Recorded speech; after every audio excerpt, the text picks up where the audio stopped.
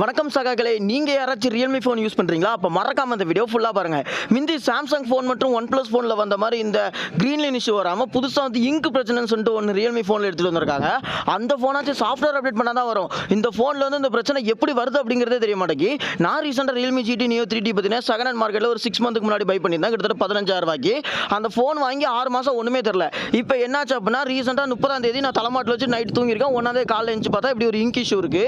Service சென்டருக்கு கால் பண்ணி கேட்டா உங்க ஃபோன் வந்து AMOLED டிஸ்பிளேல நெருக்கி பிக்சலா இருக்கும். இதுல ஏதோ ஒரு பிக்சல் உடைஞ்சிருக்கு. இது நீங்க சார்ஜர் போட இன்க்ரீஸ் ஆகும், மாத்திட்டே போகணும். பேட்டரி டிஸ்பிளே காம்போ சேர்த்து மாத்தணும். 10,000 ரூபீஸ்ங்கறாங்க.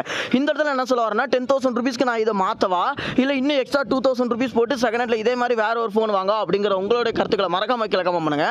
அது மட்டும் இல்லாம இந்த ரியல்மி GT Neo 3T மட்டும் இல்லாம இன்னும் ரியல்மி ஃபோன்ல என்னென்ன ஃபோன்லாம் அந்த மாதிரி பிரச்சனை இருக்கா அப்படிங்கறத வீடியோ வேணுமான்னு கேளுங்க. இதோட ஃபுல் வீடியோ கம்மிங் சூன். என் பேர் ஹரி, நீங்க பார்த்துட்டு Hari tech Tamil. Thank you for watching.